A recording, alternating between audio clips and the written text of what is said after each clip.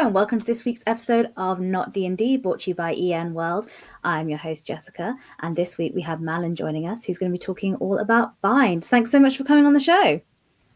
Hey, I felt I had to when I saw a podcast called the Not D&D podcast. Absolutely, and that's because of what BIND stands for, right? Do you want to do the introduction? BIND stands for BIND Is Not D&D. So it was the perfect fit for the podcast when I got your email as well. I thought it was absolutely great.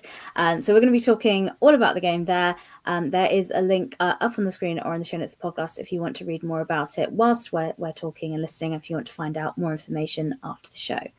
But before we jump into talking about the game, I'd love to talk about you a little bit as a designer and your history and relationship with games. So do you remember the first tabletop role-playing game that you played?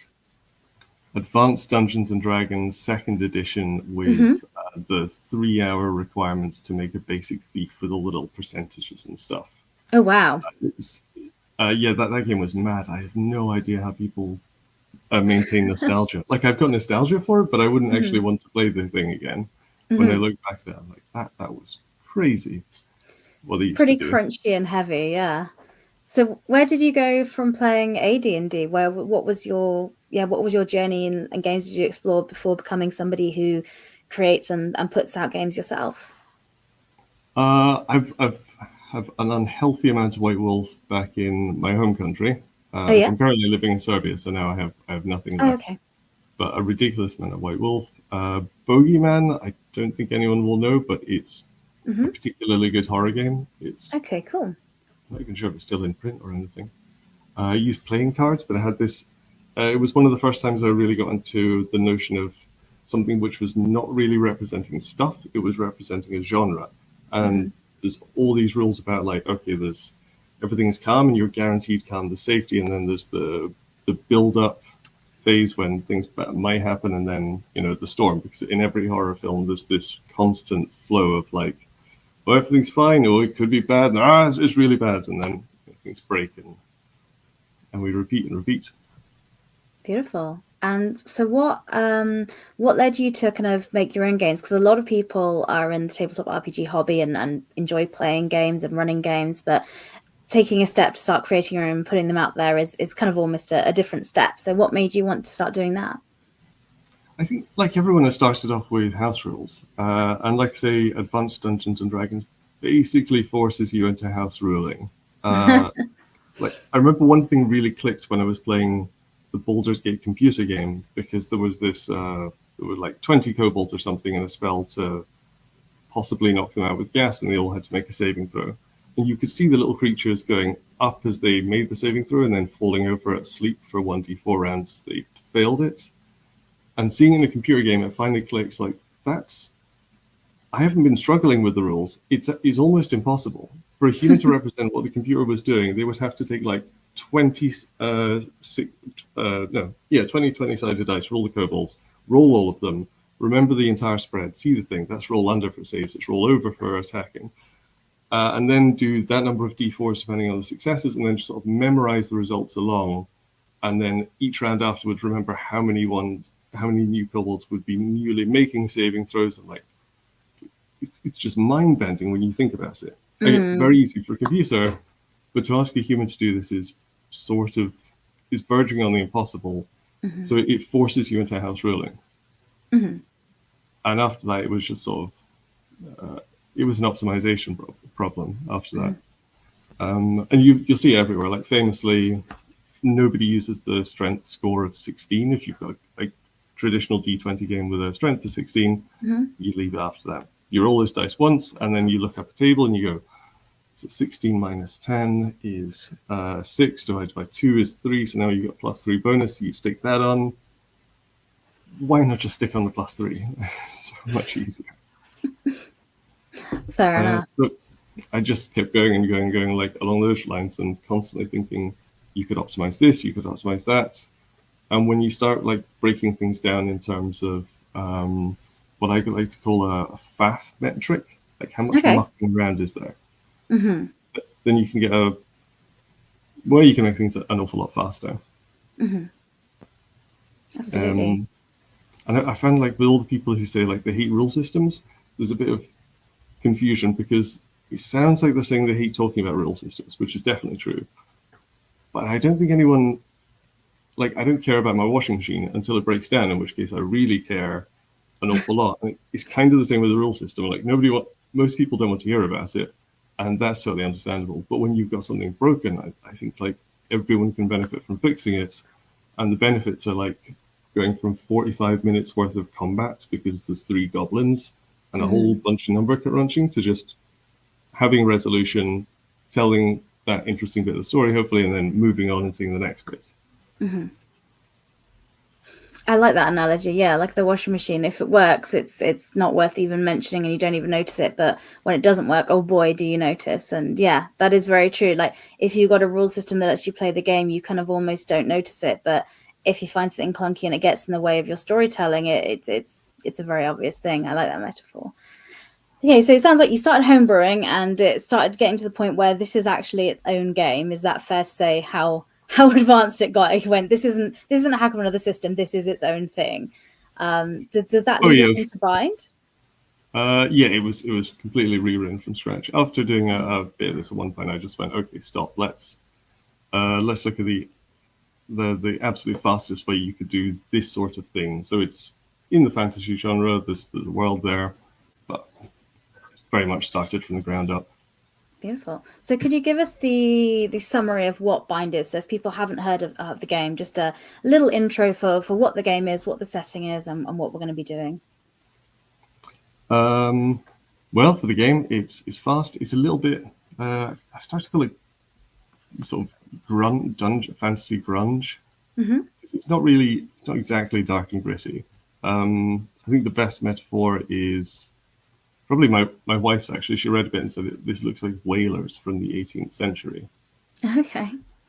Like in the 18th century, the people would take like the cast-offs of society, people who didn't have excellent jobs, who couldn't do anything else, and they had the opportunity to get really rich with a nice job or die. And they would go out to the middle of the ocean and they would hunt monsters. And this really makes sense as from an economic point of view. And when you think about fantasy worlds, it's almost odd that they don't take up the bodies of monsters, because there's these excuses in the game saying, oh, you kill an owlbear and you get gold pieces because there were stuff in its nest and somebody's purse was filled up in the nest with 2 magical scrolls. Like the first owlbear, yeah, about the 5th you kill, it's a bit like this is getting a bit weird, you know? It seems much easier to just have a setting where the owlbear has valuable body parts, where you can just take out the liver and that does a thing. Absolutely. So what I found really interesting when I was looking at the Bind is your kind of philosophy with the game. I'm going to say, because you've made it very accessible. Like you've got it as a print on yourself version of the document. I was wondering why you decided to kind of take that approach and what your guiding principles were with presenting the game in that way. That all happened by accident. And at one point I just kind of looked at the notion of publishing and thought, no, it's just not going to be possible, however crazy that sounds. If anyone wants to get a print copy of the book, go for it. If anyone wants to publish it, you can. In fact, under the license, anyone can print the book and sell it, and you wouldn't have to give anyone royalties or do anything. It's literally that open. But as for printing, like the first problem is I live in Serbia and nowhere, even the places that say they post worldwide, like they don't. It's a lie. Nowhere to Serbia. And if you try, you're going to find out all these like weird regulations of the border. So if you want something from outside Serbia, the best thing to do is talk to a friend in the EU who's meeting another friend, and they go across the border. And if they're going across the border, then they can take something for you. So with that down, I thought maybe I could get around it, but then I had the next problem is that there's a big culture of collecting RPG books like as collectibles. I used to do this, not casting aspersions, but I have started to feel like there's something almost sinful about the practice. Oh, really? Like you're not really making full use of the thing. It's almost wasteful to have it and not not use the thing. So I started moving to, got an example here. There we are. Yeah, I've been moving into destructible books as much as I possibly can.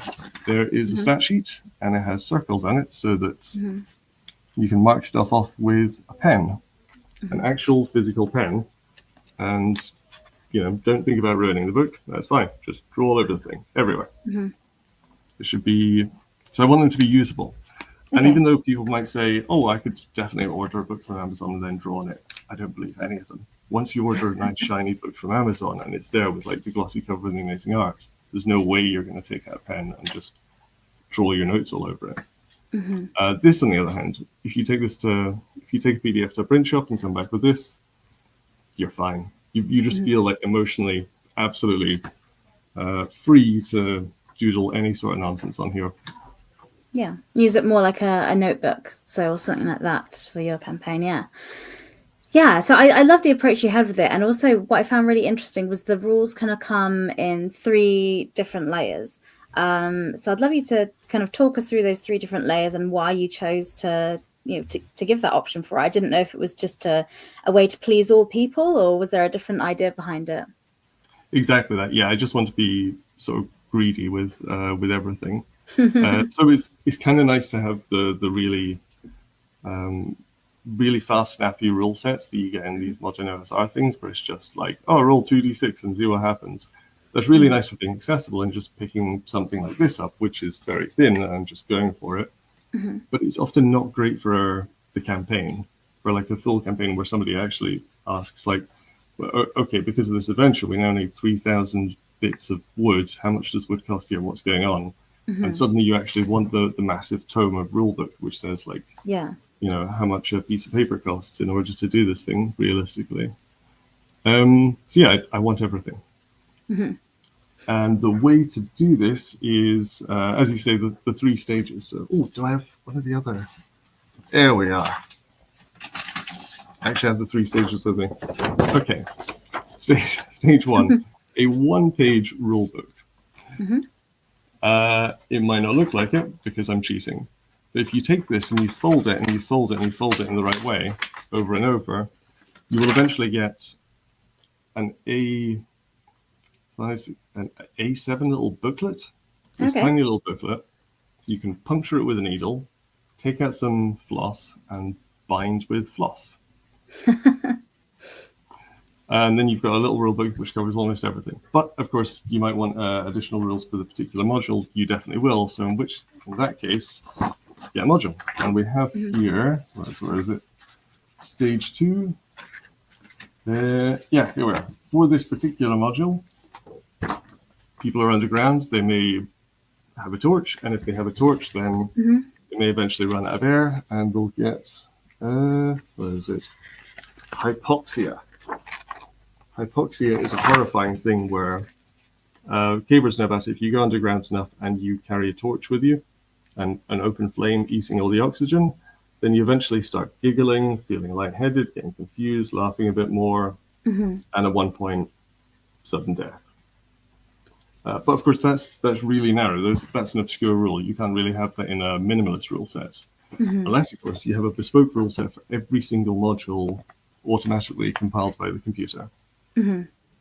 So the computer just picks up on the keywords going, that's a rule, and then sticks it in the front. So all the modules have like minimalist rules, which you'll need just for that thing. Fab. And layer 3? And the third layer, of course, just the everything rulebook. The big chunky rulebook, which is all the stuff you might want to reference, and sort of a hidden layer 4, which I haven't mentioned, but while there's all the reference there, the rules reference for like action resolution, and there's a book for players, some people want that all together, and they also want the world together, like in one massive chunky mega book. And since I'm working with like a compiled book where you just take plain text and the computer puts it together, you can do that. So it's not well advertised because nobody has really asked about it, but there is a book which is just the everything bind. It's large enough to kill a horse. It's massive. You could take the entire thing and print out just everything in one if you want. Yeah, I found it really interesting having all those different layers of rules. Like, say, the single page, I thought, oh, that's so great if people just want to try it out and maybe do like a one-shot session. And like you say, it's a 2d6 system, and so it's great if you're just doing something quickly and you don't have a lot of time. I really like the idea of the rules being presented in the module, because that's a great way for the GM to learn and not be overwhelmed with information. So, like, say, the rules are there, they're situation for that specific adventure. So, because you're not going to, like, say, if you're not doing an underground tunnel adventure, then you're not going to have hypoxia rules in there because you don't need them for that module, so you don't need to know. But then for the people that really enjoy that, the comfort of having a lot of framework and rules, you do have that. So I think it was really great depending on what depth and commitment and preparation the GM wants to give, because it gave a lot of kind of flexibility with it. With the rules, as I've mentioned, you chose to do a 2d6 system for this. I love a d6 kind of dice pool system or 2d6 system, but could you talk about why you like it so much and why you thought it would suit this type of storytelling? Oh, it's exactly what you think it is. I was starting at every point with the minimal base of what is the easiest, fastest, most accessible way I can do this thing, and bell curves are nice. It's nice to have like a most common number, 7 in the middle, because dice two 6-sided dice tend to roll 7 more than anything else, and the numbers around them a bit less. It's not technically a bell curve, so maybe the maths nerds will be annoyed, but it's basically a bell curve. Sure. And everyone has 2d6. Everyone has like an old Monopoly board or something else. Yeah, So that goes with the accessibility of being able to print it even at home, maybe if you wanted to, and maybe you have some d6 dice somewhere. Mm-hmm. Yeah, although on the notion of accessibility, I should note a lot has gone quite well. Blind support is not going to happen at any point. It is impossible to get this out in raw text, which sounds surprising because it's made in raw text. But I spent multiple nights trying to like wrestle with the software to get like a proper thing out that could be put on a screen reader. Not going to happen. It's nigh impossible, or it's beyond me anyway. Okay. So, but you have got all the information open source, so if somebody thinks they do know how to do it, they could easily take it and do that themselves if they think they have the way. If you want to spend a few nights, but you're going to have to be a clever chappy to get into that, to understand that LaTeX stuff. I mean, when you're typing, it's fine. It's just normal words, but the software under the hood is like it's like black magic. It was written in the 70s. Okay. It's weird software. Okay. Well, I mean, as long as it works, I suppose. So with the core of the games, let's kind of talk about the rules. So it's when you're doing a thing, is it 2d6 plus like an attribute and a skill check, if I've got that right? Mm-hmm. Fab. So that seems like quite nice and simple, like you say, and intuitive for running the game. What approach have you taken with combat in this game? That's had a lot of time savers. So I found like when you do this FAF metric and you actually look at where people's hands are going, where their eyes are going, what they do moment to moment, the worst time sink is almost always initiative.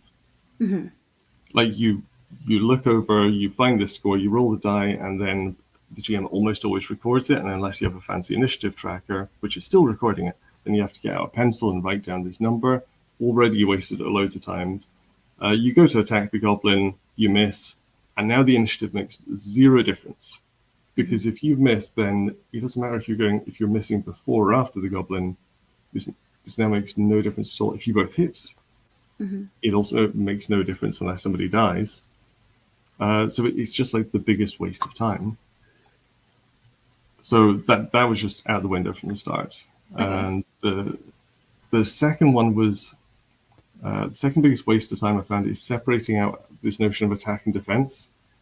I think it's a kind of Final Fantasy hang-up, because in people's heads, it's almost like the character running up and doing a thing, and then they back off, and then the other person sort of comes over and does a thing.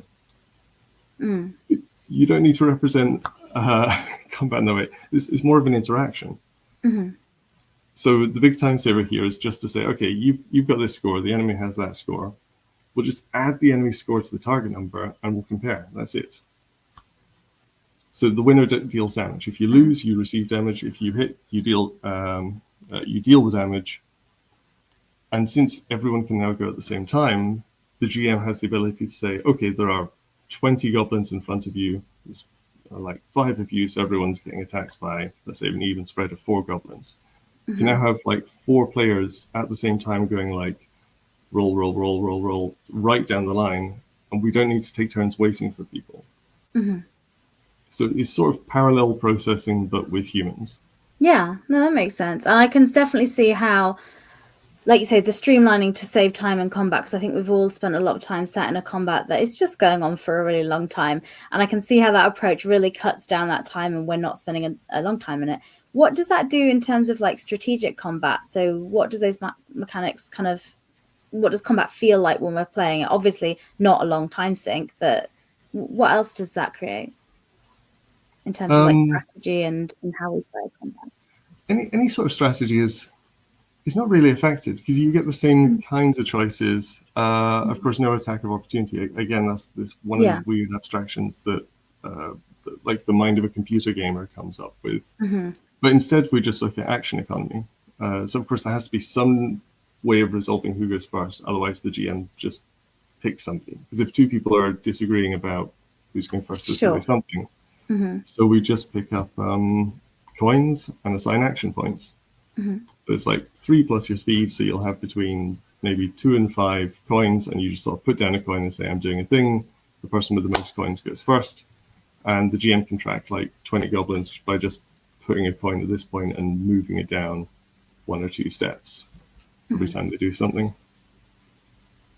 So I suppose most of the tactics are within the action economy, and then just a very small number of options like whether or not you're defending somebody, like moving around, that kind of thing. Amazing. And equipment as well. So I think you had some interesting rules around equipment, like with exhaustion. So could you introduce us to what equipment looks like in the game and how that impacts the game mechanically? Yeah, I was a little sad I couldn't make the weapons quite so parsimonious and simple, because of course that's the entire thing. But I found any system which represents a weapon with 1 number will force everyone into 1 sword. Like if you're playing old D&D, if you're not using the best weapon, the one with the biggest die, then you're just failing to optimize. Which is a bit of a shame. It seems like that's weird because in reality we have lots of different weapons because they're good for different things. Some of that's just about price because some things are more expensive, but clearly it's not all about price. So we need different properties. The different properties we have for them is just like the bonus to hit, which is obviously good because then you don't get hit and you can hit people, and then the damage and the number of action points it takes to swing. Oh yeah, okay. So you can pick up like a massive, if you pick up a massive axe and it's going to cost, say, 3 action points to swing, you might think, well, that's fine because I don't actually need action points as long as I can kill something massive in a single blow, which we often can. Hit points are tiny. We don't have like 40 minutes worth of like bash, bash, bash things coming off. You could just hit somebody with an axe and then the kind of thing you would expect to happen with an axe through somebody's skull would happen. Yeah. But on the other hand, you may spend all of your action points in 1 turn, at which point, if you've got 3 people around you with little short swords just trying to stab at you, then you're going to be in trouble. So you'll find that the different weapons are good against different things. If you see a giant arachnid coming towards you, it's great to have a big sword. But if there's like 5 little goblins each with spears and daggers, then it's often good to have a very small sword or a nippy shield. Nice. And exhaustion as well. Could you talk a little bit about how that works in the game? Yeah, really straightforward. It's an item. We just pretend it's an item. So you've got a limited number of slots. You can carry a number of things equal to your hit points, your current hit points. So if you get hit and you start bleeding everywhere, and you should probably be carrying less. And we just add exhaustion as if it were literally a weight on your shoulders. So really straightforward, no new rules. Just again recycling, trying to be as parsimonious as possible. You just give somebody a coin and go, okay, pretend that's an item, stick it on the character sheet. I really like that because that did feel really clean and simple, because I've seen a lot of games that have exhaustion and it's like a separate track and then it has impacts and abilities, but that was just a really clean way to do it within an existing system that has a mechanical impact and makes sense as well. So I really liked how exhaustion was, so I won't make sure I wanted to bring that up as well. We've talked a lot about kind of the game, the mechanics and things, but we tend to play these games because we like telling stories and pretending to be other people. So could you talk a little bit about the characters that we'll be playing and the different options there are for players to have in the game? So for the world is called Fenestra, and pretty much everything in it just derived from a single question, which is, how do you farm in a world of wandering monsters? Mm-hmm. Like if you go out and you're at a farm and the farmer goes, oh no, there's a monster, could you help me with this thing? At one point you have to kind of do a double take and go, wait a minute, we just fought a basilisk. There were wandering monsters around this place. This farmer's got kids. Do the kids live here? Do the kids live in a place where there's a 1 in 6 chance of a wandering monster coming by and eating them? Like, how are they 5? Why aren't they dead? Why isn't the farmer dead? What is going on? How does this gun work? And maybe this is clearly I'm overanalyzing the situation. So I just decided to continue overanalyzing it. Mm-hmm. Going, okay, but if there were wandering monsters, okay, build walls. That's good. But then some things can go over walls. They can fly over walls. Definitely have archers around the place.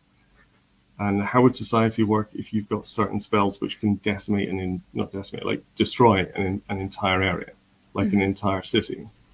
You're going to want to be kind of spread out with not too much of a center, so that if one large area just gets swamped with magical vines that send people to sleep and then eat them, then all of humanity doesn't die. It's just like one segmented section. So I just kept going with trying to look at Dark Ages field requirements and around Europe, and thinking, okay, if that were there, and what kind of space would you want as a buffer so the archers could see, and on and on. And eventually it turned into Fenestra with all its weird guilds and slightly odd civilizations. Mm-hmm. Oh, and the bothies and such. I accidentally ended up adding a whole bunch of Scottish elements. Mm-hmm. And at the start, it wasn't on purpose. So I was like, oh, I want to lean into this. It looks like I'm being kind of stereotypical. I mean, lean away from it. But eventually I thought, yeah, I'm adding these things because I'm familiar with them, and it's fine. I'm just going to go for it. So a lot of the world has brochs and bothies. Bothies are halfway house. So if you've got a very long journey and there's no inn to stay at, there's nothing in between, then often you'll find this extremely Spartan house. They still exist in Scotland to this day, and if you're on a very long hike, you'll be so thankful when you see a little bothy and think, okay, well, at least we've got like a fireplace and some wood. There's not a proper toilet usually, but it's enough to be warm for a bit. And the expectation is that the next morning you must take the axe, which is there, chop some wood, and leave some for the next person. So it's kind of like an almost socialist thing where people needed this stuff to survive. And then, of course, if there were wandering monsters, what could you want more than a bunch of bothies along the road as you're traveling? Something to help me get rid of the monsters as well. Maybe, yeah. Well, that's you then. That's the players then. Yeah.